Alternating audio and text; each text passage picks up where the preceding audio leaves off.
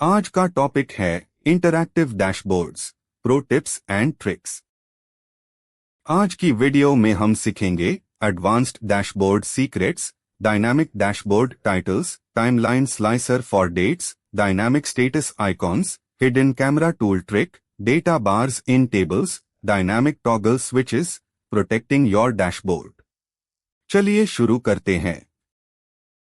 दोस्तों, डे 18 के इस सेकंड पार्ट में हम अपने डैशबोर्ड स्किल्स को नेक्स्ट लेवल पार लेकर जाएंगे। एक सिंपल डैशबोर्ड तो कोई भी बना लेता है, पर एक हाईली इंटरैक्टिव और प्रोफेशनल डैशबोर्ड बनाने के लिए कुछ सीक्रेट टिप्स और एडवांस्ड ट्रिक्स की जरूरत होती है।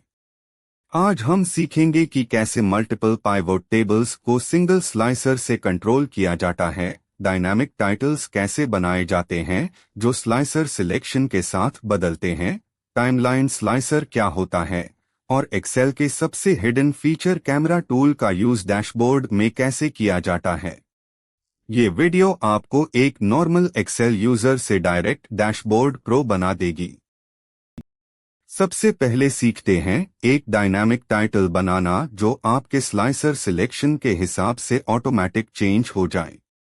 फॉर एग्जाम्पल, अगर यूजर ने स्लाइसर में नॉर्थ रीजन सिलेक्ट किया है तो डैशबोर्ड का हेडर दिखाना चाहिए sales report for north region. इसके लिए हम कैलकुलेशंस शीट पर एक फॉर्मूला लिखेंगे is equal to sales report for and A2, जहां A2 सेल में स्लाइसर का सिलेक्टेड आइटम आ रहा है। फिर हम हेडर के टेक्स्ट बॉक्स पर क्लिक करेंगे, फॉर्मूला बार में इज इक्वल टू टाइप करके कैलकुलेशंस शीट के इस फॉर्मूला सेल को सिलेक्ट कर लेंगे। अब जैसे ही स्लाइसर फिल्टर चेंज होगा, आपका हेडर टेक्स्ट भी लाइव चेंज होगा। डेट्स के साथ डील करने के लिए रेगुलर स्लाइसर्स बहुत बड़े और बोरिंग हो जाते हैं। इसका अल्टीमेट सॉल्यूशन है टाइमलाइन स्लाइसर। टाइमलाइन इंसर्ट करने के लिए अपनी डेट बेस्ड पाइवोट टेबल पर क्लिक करें, पाइवोटेबल एनालाइज टैब में जाएं और इंसर्ट टाइमलाइन पर क्लिक करें। डेट फील्ड को चेक करके ओके करें। स्क्रीन पर एक ब्यूटीफुल स्लाइडर लाइक टाइमलाइन आ जाएगी। इसमें आप इजीली ईयर्स, क्वार्टर्स, मंथ्स या डेज के अकॉर्डिंग डेटा फिल्टर कर सकते हैं। इसका डिजाइन नॉर्मल स्लाइसर से बहुत बेहतर होता है और यूजर बस क्लिक एंड ड्रैग करके किसी भी कस्टम डेट रेंज का डेटा सेकंड्स में देख सकता है। डैशबोर्ड के KPI कार्ड्स को और भी प्रोफेशनल बनाने के लिए हम कंडीशनल फॉर्मेटिंग और डायनामिक आइकन सेट्स का उसे कर सकते हैं। अगर हमारा सेल्स टारगेट अचीव हो गया है तो ग्रीन अप एरो दिखे और अगर लॉस हुआ है तो रेड डाउन एरो दिखे। इसके लिए हम इफ फॉर्मूला का उसे करेंगे is equal to if C41000000 उनीचर 9650 and target met उनीचर 9660 and below target।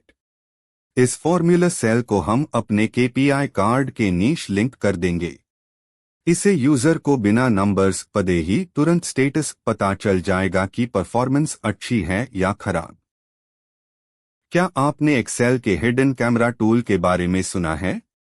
ये डैशबोर्ड डिजाइन का सबसे बैडेस्ट सीक्रेट वेपन है।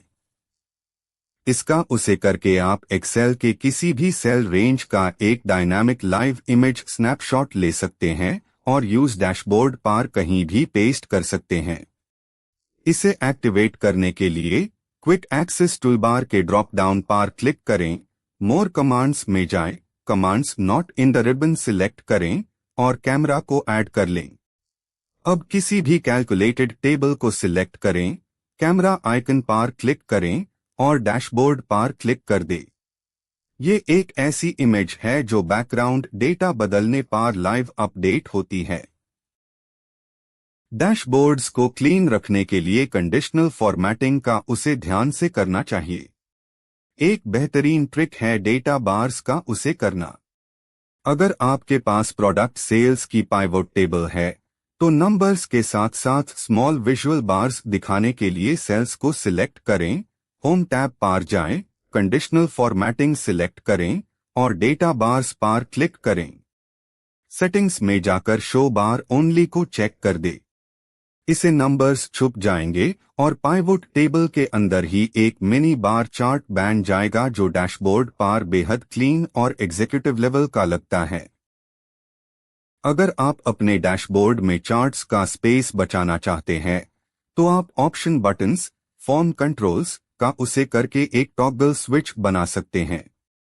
डेवलपर टैब में जाएं, इंसर्ट पर क्लिक करें और ऑप्शन बटन सिलेक्ट करके डू बटन्स ड्रॉ करें, सेल्स और प्रॉफिट।